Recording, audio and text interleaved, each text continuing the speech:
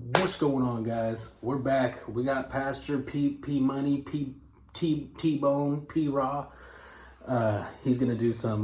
We're gonna have a cool kind of a talk about things that we think are really important for foreign fighters to be aware of, to bring, to know. This is gonna be your foreign fighter tutorial. So it's gonna be really cool. Before we jump into it, of course, like, share, subscribe, do the thing. Pastor always makes fun of me for saying that, but do the thing. We gotta blow this channel up. Also, we're currently doing our fundraiser for Azov sniper team Tuman, special team Tuman, which means the fog, or the mist, like the movie The Mist, Stephen King's The Mist. So help us out. We're trying to get some optics, some aim point optics for those guys. I'm gonna leave the link in the description of this video. And we have a couple rewards or I don't know, prizes for people who donate. We got Azov t-shirts, patches, cool shit. So check it out. So for those of you who don't know, most of you guys do who have been here, but we have a lot of new subscribers and new friends in the on the channel. So I'm Vegas, and this is Pastor. Pastor was one of our machine gunners in Azov's International Battalion. He's been in country for quite a while now. He's been in a couple different units, seen some crazy combat, and also he had the standing record for the most missions in Azov's International Battalion when we were deployed on the first deployment for the International Battalion. Out of any single person, he had the most combat missions, so pretty cool. Thanks, bro. Yeah, so do you want to maybe share anything that I may have missed, or did I touch on? No, I think you got it. We were in Azov's 3rd Battalion together and served together for a while, so yeah, learned some stuff on the way. Hopefully you guys can have some useful information from this video and avoid some of the stuff we had to find out on our own. Yeah, and one of the reasons we decided to make this, because last night we did a live Q&A on the Discord, and there were a ton of people asking just really, really good questions. We're like, let's make a fucking video about this stuff, because when we were first coming to Ukraine, there weren't people talking about this stuff online, right? And like the pro tips and what to do, where to stay, how to get to Ukraine. It was kind of like you just show up and start moving east until someone gives you a rifle, right? That's dramatic, but you know my point is, we're currently in a hotel Airbnb. We're taking some drone courses. We've been taking drone courses for the past month or so, a couple different kinds, and pretty cool, man. I mean, neither of us are huge fans of drones, considering we've spent most of our time in the field running away from them. But we're learning it's either you get with the times or you're behind, man. You gotta have a base knowledge of drones one way or another. Whether you're gonna stay in assaults or become a drone pilot or whatever, you gotta know drones. So, all right, you wanna start us off on first topic? Yeah, so one of the first questions a lot of people ask is just how to even get to Ukraine to begin with. I think the most common route is just to go through, I guess it depends on where you live. If you're coming from Australia, it's going to be a little different than if you're coming from America or Western Europe. But the most commonly used route is the Warsaw Airport. You fly in, right? And at least every time I have done this, a few times now, I have the Omeo app, and immediately, a lot of people don't like to take the bus, but there's a million buses every single day in and out of Ukraine from Poland. So I always just use the bus and buy a bus right when I land. I look at what bus is happening right now, because you never know how you're going to get to security. I get that bus, and it's long, but there's some decent buses that you could take, and it's cheap. I think the buses are like $45, $50, and that's day of. If you plan ahead and you want to kind of do it that way, it's way cheaper. But you spend the plane ticket and then a 45 bus ride, and you're wherever you need to go. I think that's the simplest option. Obviously, you can take the train, but those are kind of harder to find. And then obviously, I think the most expensive one is private transport. If you take like a Sprinter van, with a few people. It's the most comfortable, but it is the most expensive. So there's a few options. Flying, obviously, you can't do that. I would avoid places like, not Venezuela anymore, but Venezuela previously, Vietnam, places that are 50-50 with Russia, just because it's not as safe. Belarus, obviously, you know, some obvious ones, just don't be stupid. Romania, you should probably avoid that one as well. Poland is probably the safest route. But yeah. Yeah, good. Same. I mean, I'm just gonna piggyback on that. Anytime or every time I've come back to Ukraine, it was always into Warsaw, and then I hop on a bus, cross the border, and end up in Lviv or Kyiv. Same every time. But I also use Omeo, and I probably already put the logo on the screen, but Omeo is a godsend here in Ukraine, man. I don't know how many times I've woken up, I'm like, I gotta get across, like, I gotta be somewhere in X amount of hours, and I go on Omeo, I book a bus ticket or a train ticket in like 10 minutes. I take a cab to the bus station, boom, I'm on my journey. It's really convenient. So Omeo, godsend, pro tip. Okay, so one of the main questions we get on this channel, and it's one of the reasons I started this channel to begin with, is what are the best units for foreigners? We saw early on there used to only be the International Legion, what I used to call the Legion proper, which is now disbanded. It's different than it's different than DIU Legion, which they have now, which is like it's different. But before it was just the Legion.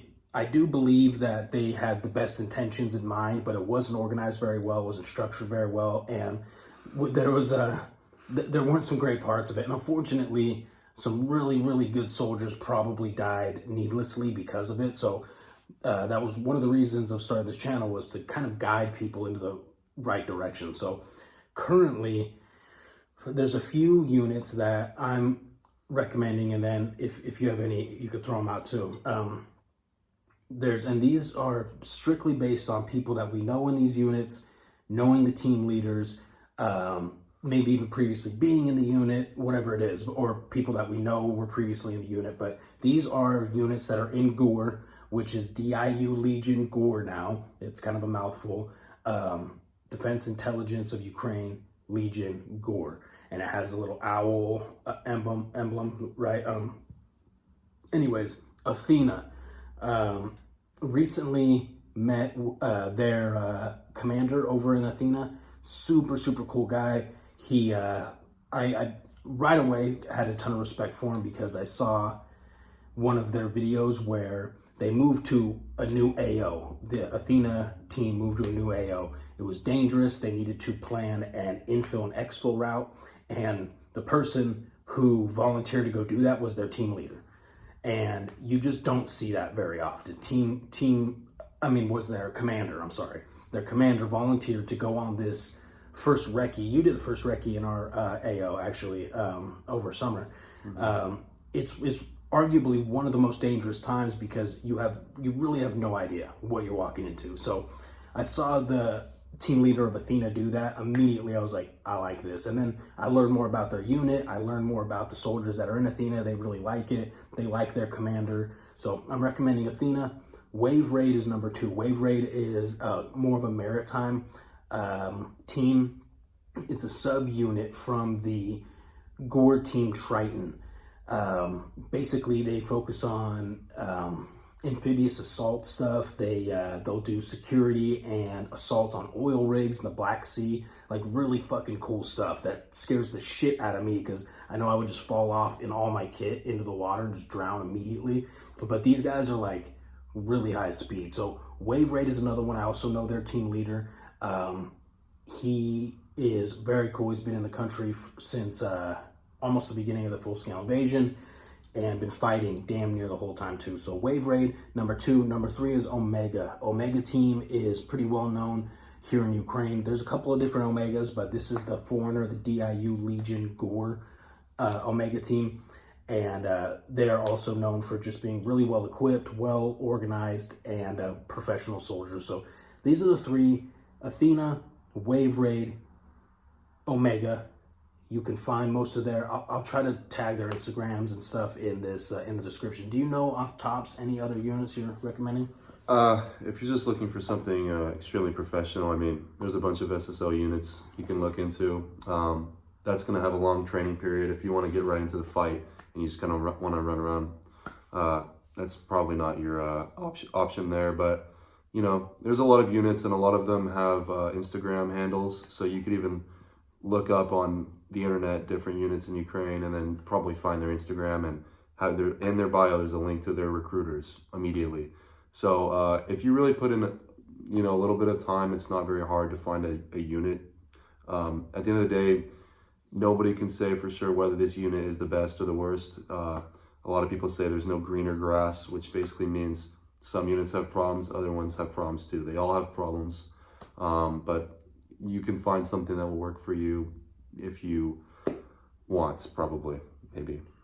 Such a good point. That there's no greener grass is so important. There's so many people who will come to Ukraine, they'll jump in a unit, they find X, Y, and Z that they hate about this unit. So they're like, F this, I'm going to a different unit. They go to a different unit, and X, Y, and Z are better, but now A, B, and C they hate, right? And they're like, fuck this. So then they go, you know, and they'll hop different units. And it's common, but there are some like really what I would consider to be not your best units that you'd want to stay away from, right?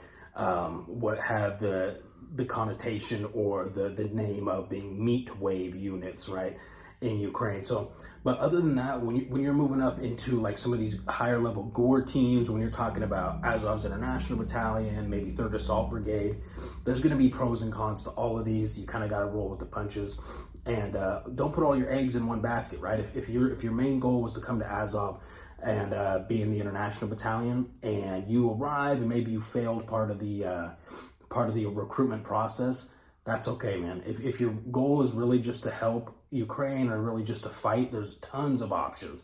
So don't put all your eggs in one basket. Be talking to a couple different recruiters. Have your feelers out in general.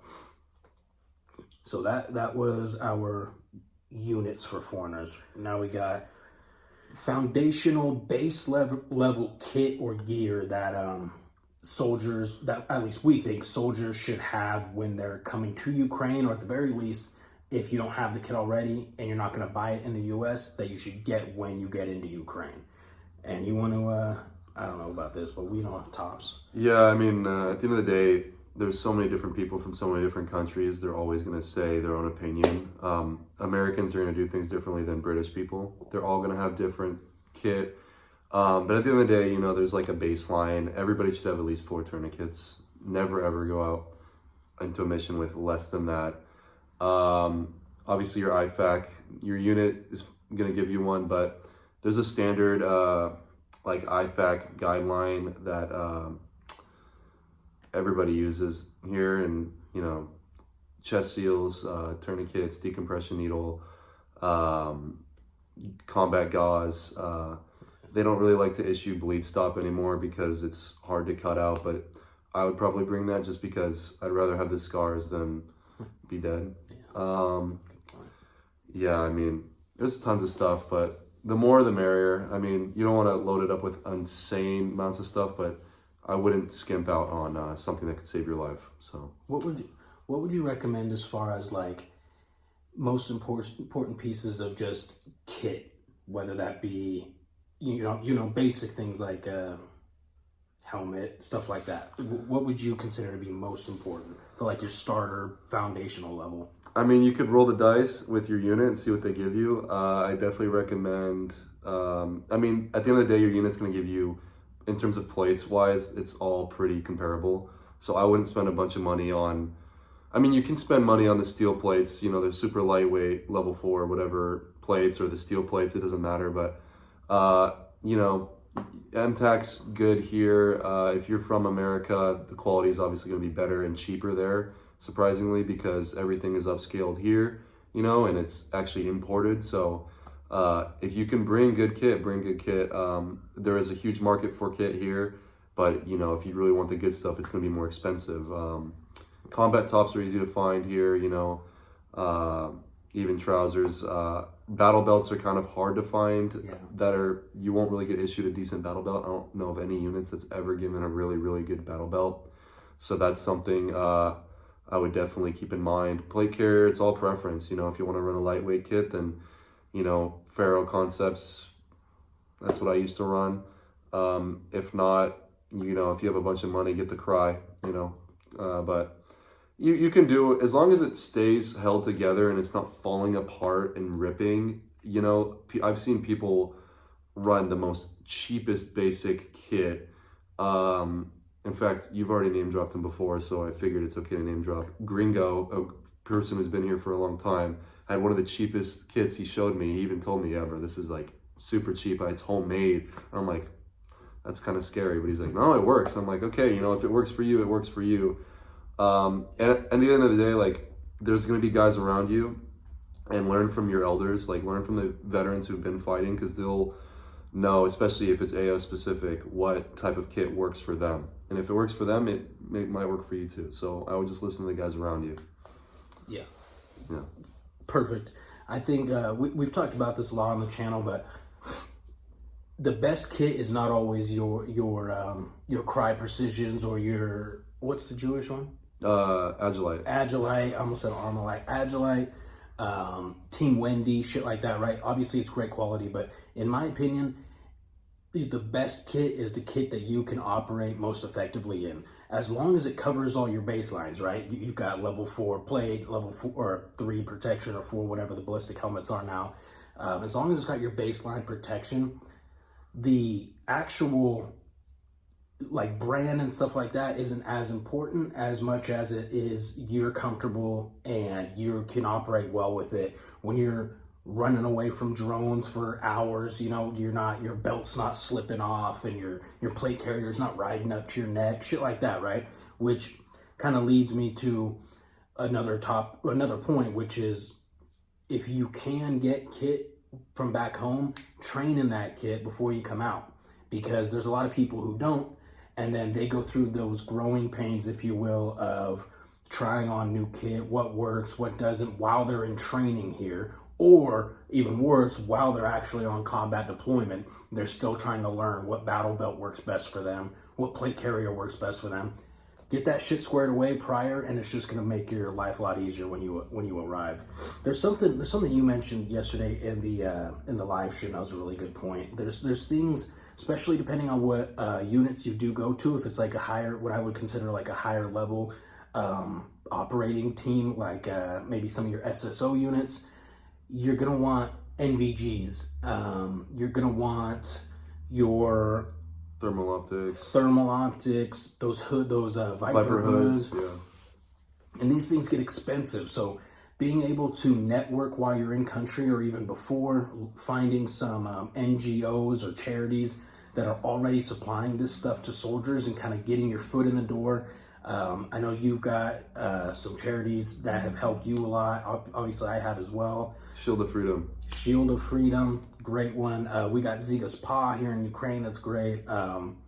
There's Protective Volunteer, that was really good. There's a lot of them, but reach out to some of these people rather than, you know, coming out of pocket 5, 10, 15 grand sometimes for some of these really expensive pieces of kit, and get it from them. And you're not going to be able to afford night vision on what they're paying you, even at the max. If you're on the front line for 30 days out of the month and you're getting the bonus, you're not going to be able to like pay for everything you want. So you're really going to have to rely on others as much as for that type of extra stuff, it's going to be harder to get. Yeah, it's very true. We mentioned this a little bit in the live stream, but there was this inside joke for a while on our deployment with Azov, where our commander Carl, I talk about Carl quite a bit on this channel because he's very influential. He was the commander of Azov's International Battalion. He's the one that started it. But he would make jokes about Pastor, because Pastor had so many days on the 0 line, or actually on mission, that he would say that Pastor's making more money than all the commanders in the unit. And what's kind of cool about that is Pastor volunteered for a lot of these missions, and you have the ability to do that depending on your unit. But oftentimes, if your commanders trust you, you've proven yourself in the field, you can volunteer and actually go make an extra buck or two. Now, granted, you know, it's it's money and your life, right? You can't really compare the two, but there are ways to make more money. You just got to keep in mind that puts you in even more immediate danger. And mission here in Ukraine is just fucking absurdly dangerous. There's a few stores or brands of stores here in Ukraine, especially in the bigger cities, and actually out east in like Donbass or mostly Donbass, that we can mention where people can actually get good quality shit, and you don't have to worry about getting scammed or getting a knockoff product or something like that. Do you know off the top of your heads? Well, obviously, you know, if you're in a big city like Kyiv or Lviv, there's going to be military stores everywhere. So, in that sense, the main cities like Kyiv, Lviv, Kharkiv, like, there's going to be tons of options. But if you're in any, like, a lot of other smaller, not even smaller cities, like Ternopil is a pretty big city, and I've spent a lot of time there, and they didn't really have any type of shops to sell kit. They did, but it was very, very minimal. But the moment you go to Donbass or wherever you go in the east, Zaporizhia, doesn't matter, there is going to be military shops everywhere. And they're probably going to have, it depends, they might have decent, a lot of them have better prices. If you're in Kyiv and you want to get your stuff before you go, I can personally recommend Abrams. They're actually sell a lot of American stuff, and I've gotten a lot of stuff from Abrams. They have great stuff, but again, it is way more expensive than if you're going to buy it back home in America, or wherever you're from, probably. I mean, so Abrams was good, you know. There's Ballistic, was it Ballistica? Yeah, Ballistica. Yeah, they're good. They're right by the train station. Punisher is really very good. Punisher. And they all these places have websites, so you can get it mailed to you by Nova Poshta, and they'll send it to you, and it's cheap. If you don't know about Nova Poshta, that's a whole different subject, but Nova Poshta is the best thing to get stuff mailed to you. I don't know why America hasn't adopted their system yet, but it's honestly probably the most efficient thing in Ukraine. Like, if the military was ran by Nova Poshta, they would be doing a lot better. Yeah, you're right. But yeah, so there's a lot of stores here in Kyiv. I like Abrams, I like Punisher, Ballistica. There's a lot of MTAC stores, and when you go to the wherever you go in the east, there'll be lots of stores there too. So you could wait and get something cheaper in the east is probably what I would do. Yeah. If you don't have a lot of money. If you have the money, then just come to Kyiv and buy it. Yeah, that's definitely a pro tip. Getting the same gear that you could get here in Kyiv, but out east, where it's a fraction of the price, and you're getting typically a pretty decent military discount out there. You'll probably get a military discount anywhere, most places here in Ukraine, but as far as kit goes, but especially out east, because you're literally defending like their town, right? So that's a pro tip for sure. Right. I've never been like a big gear head, and you know much more about gear than I do. I think when this most recent deployment, I spent a decent amount of time in a Ukra armor. They're good, yeah. Yeah, they were good. I got some plates there. I got my helmet there.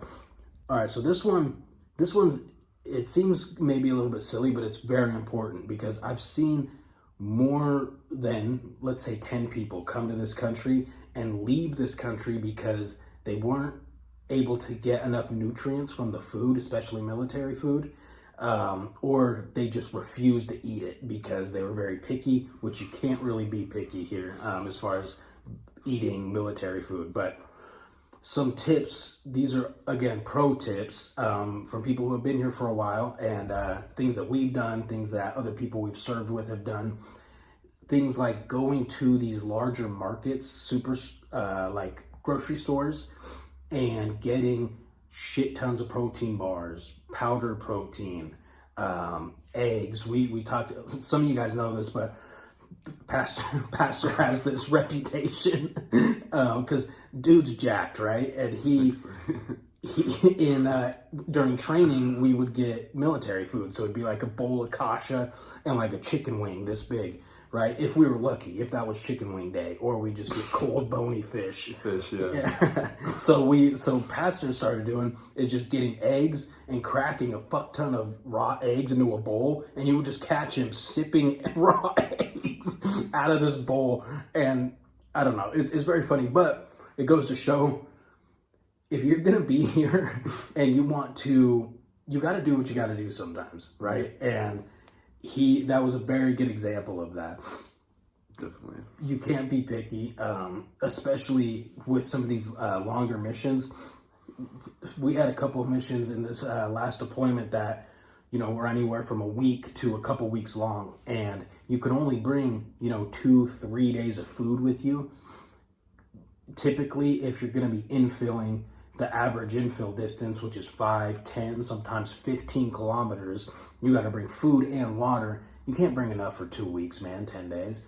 So you're going to have to do some escape from Tarkov looting around the villages or the area of the front that you're on. And it's not always going to be the most glamorous food. You're not going to find fucking steak and lobster, but you could find a jar of pickles. Or a tub of Nutella. A tub of Nutella, yes. We found some Nutella. On the last mission I was on, Pastor went out and found us a bunch of ramen noodles, which was a lifesaver. Literally, I think. Eggs, all kinds of cool shit. So being able to roll with the punches is really good in that aspect, but also having using pro tips and going to some of these stores like ATB, Silpo, Novus. I don't know this one. Do you know this one? Varus is good. Fora, it's like the circle with the line through it. Really good. Some of them are more expensive, but at the end of the day, like, what you have in your country at your stores for food is way different than here. You're not going to find protein everywhere here. A lot of people are just trying to get a meal, so you got to make do with what you got. Like, I used to, back home in America, I used to drink egg whites or make egg whites, whatever. Amazing source of protein. I've never found egg whites here in Ukraine, ever. Not once. I've asked for them at the grocery store. They don't have egg whites. So, it's much more difficult to find stuff like that. So sometimes you got to do what you got to do. And if you're training all day and, you don't have a lot of time to go to town and get food, you got to just do what's basic and hard and drink the raw eggs, Drink Sometimes raw eggs. you got to do what you got to do. We got to make a patch or something. It's just a bowl of raw eggs. Yeah. Yeah, it's very true. And something that I've seen now that I've been through a couple of different boot camps here in Ukraine with a couple different units, is if people aren't taking care of themselves in this aspect, right? Making sure they're getting the right nutrition. This also goes with making sure you're getting your vitamins and nutrients that way as well. They'll literally start to deteriorate. Their health will start to deteriorate, arguably at the most important time where they need to be the most healthy, right before they deploy, right? So you got people who aren't taking some of this advice, and they're losing muscle, they're losing stamina, their immune system's getting worse, and then they deploy straight into fucking the most dangerous combat zone in the world. So these are definitely some pro tips that I wish I knew earlier on, and I'm definitely glad I knew in this last deployment. This is a good one. Misconceptions regarding weapon systems. Yeah. You want to? You're kind of you're our weapon guy. I guess. Something I've noticed a lot is some people will even choose their unit based on what weapons you get. Yeah. And it's not it's actually a good thing. If your unit's giving you Western weapons, it's probably a well-funded unit. And it's something I even have considered for units. And part of the reason I joined Azov was because they said they had the mini-me. And I was like, okay, I'd love to try and use that. But so many people want to use these ARs and all these different types of the Bren. I've had the Bren in my previous unit before Azov, and it jammed a million times. No hate on the Bren, but at the end of the day, sometimes if you find a unit or just you're in a position in your unit and you don't have an AR, the AK is I think undeniably, and I don't think anybody doubts that it's the most reliable weapon in the entire world. That's why you see all the Taliban bros using it in the Middle East and all the ISIS fighters. They're all using AKs, and it's for a reason, because they're 60 years old, more than 60 years old. depending on which one you're using, and they're still kicking, and you could not take care of them. And one thing, even on one of my missions, is I had ran out of ammo, and I remember I was in a trench and I just saw an AK mag sitting next to me, and I was like, huh, both sides are using AKs. So that is abundant, and parts for it are abundant, and it's easy to clean. So I wouldn't be too specific on what type of weapon system you want to use. And that doesn't even have to be for assault rifles. In my opinion, the PKM is the best machine gun in the world, and that is Soviet. So definitely don't be too opinionated on that type of stuff. Yeah, such a good point. And most of you guys, especially like OGs of the channel, know I am an AK guy, and I swayed a little bit the other direction with when we deployed with Azov, because we had the UAR-15s, which is like the M4 clone, the Ukrainian clone, and it uses some Daniel Defense internals.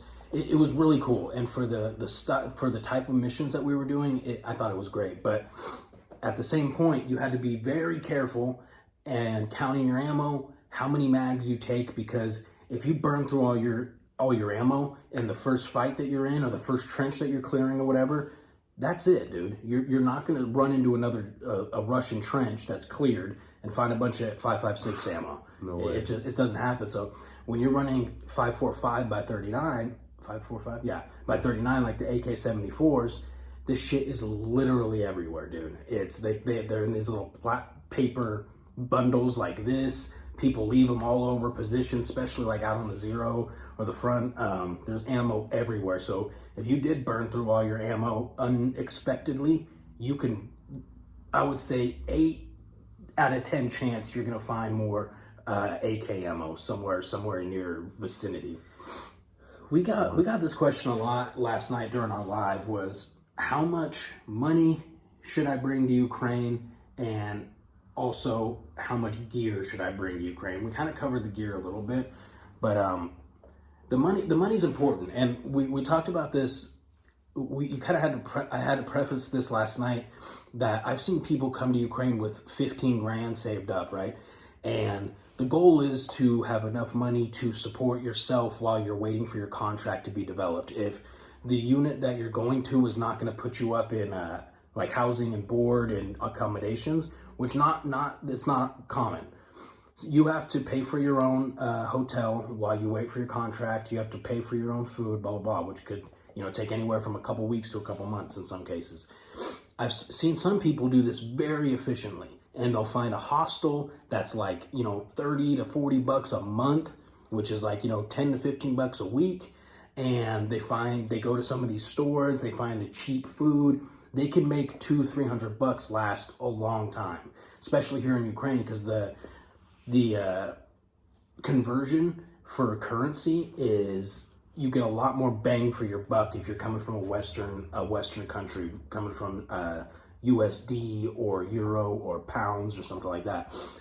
But on the flip side, I've seen a lot of foreigners, specifically Americans, show up to Ukraine, and while they're waiting for their contract, they take it as a vacation. So they'll blow all their money on steroids and other types of drugs and hookers and whatever. That's maybe I'm not exaggerating. That's exactly what they spend the money on. But and they'll blow through all their money, and then they'll be texting a recruiter nonstop, like, "Hey, I'm out of money. I need a place to stay." Blah blah blah. It's like, and then they end up going home.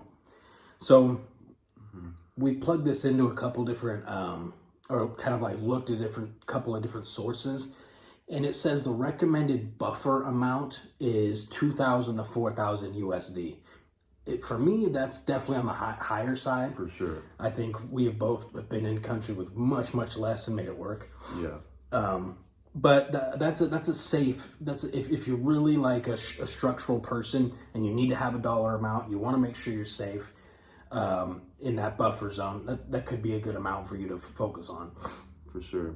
And also, a lot of people that you will meet, even people who are going to your unit with you, will be broke, especially some of the guys who've been fighting here for a while, and they will ask for money, and I honestly recommend just say no. Because everybody here, money is so fluid, and either they're going to ask for money, and you will not see it again. People just spend money like it's nothing because everything's cheaper here, and they run out of money really fast because you don't realize how much you're actually spending, especially because it's not the same type of currency.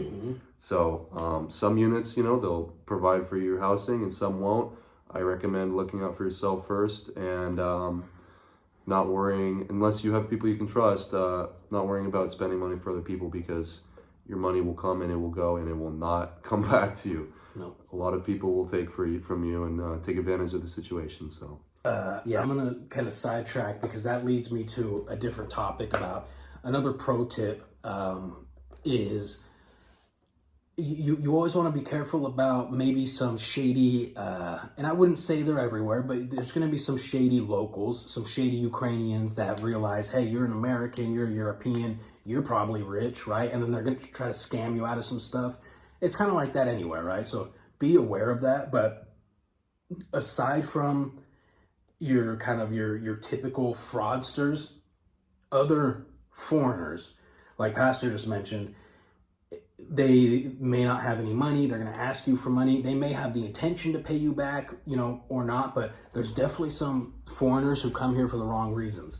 People who come here just to try to get donation money and spend it in the cities on, clubs, or they take it back home, or there's a lot of foreigners you've got to watch out for. So while it's important for foreigners to definitely stick together and have a good foreigner community, make sure you vet your boys in your circle, because you don't want to end up, and I've made this mistake myself, where you let a snake in the grass unknowingly, right? And then this person ends up fucking you down the line. Be careful. And you may have to learn the hard way like I did or he did, but it's just important to know not all foreigners are going to be on your team, man. You're going to find some that are going to don't have your best interest in mind. Contact infinitely. Yeah. I mean, there's many ways you can contact a unit. A lot of people everybody here uses Signal. So if you're planning on coming here, you should really 100%, like without a doubt, install Signal right now. WhatsApp's a big one. A lot of people use Telegram as well. Even shops and units use it. So those are some big ones. But I would definitely, like I said before, if you're thinking of or looking for different units, read online. There's plenty of articles. There's plenty of videos. All these units that are recruiting heavily, they probably have an Instagram and, a website. Azov has both. There's plenty of different ways. A lot of them will have their plug for the recruiter's number in their bio or in the website. So at the end of the day, but you have to be careful because a lot of these recruiters will tell you everything you want to hear or try and get you because, they need people and they're not going to worry about your life. A lot of these units are going to worry about your life for your preferences. They're going to want to take you because they need you, not because they necessarily want you. So be careful with recruiters also. Yes, very good point, man. You don't want to end up in, I'm going to use the term, a meat wave battalion or unit, because the recruiter just got over on you, right? And as a foreigner, you have a little bit of leeway, right? You have the right to be picky about which unit you go to, because this is this is your life, and there's a much larger percentage chance that you're going to get hurt or die out there than any other job you're doing in the world, right? So be picky about it, man. Something that we get asked a lot is some people come to Ukraine with a very specific job role in mind. Like I recently had somebody reach out, and this isn't nothing against him, but I think he was a little misinformed. He said he wanted to be a evacuation medic, one of the medics that rides in like the BMP or the MRAP, where when there's a casualty, he'll be in the vehicle. They'll arrive on scene. They'll pull the casualty into the vehicle. This medic will work on the casualty. This is just a very specific, granted, there's tons of these roles in Ukraine, but this is a very specific role to try to find right when you come to Ukraine, right? really, if you want to be a medic, shoot for being a medic. Medics do everything. They do CASEVAC, they do CCPs, they go on missions. If you want to be infantry, be ready to defend and be ready to assault, right? Drones, by far, drone operators, specifically FPV, is the most sought after position in Ukraine right now. And a lot of units are turning to this policy of you need to do 3 to 6 months infantry work before they'll even consider you to be in a drone team. So be ready to be flexible again with your job, your job, your role, or your placement. Most people that I've seen who survive in country, they'll end up getting to the job they want to be in, but very rarely do they slot right into that position right when they arrive. They usually end up sitting in a trench for a couple months or something like that, not at a time, but doing some missions in trenches, doing some shit work, and then they're able to kind of move into the job that they want. And at the end of the day, it is a military, and they're going to put you where they need you over where you want to be.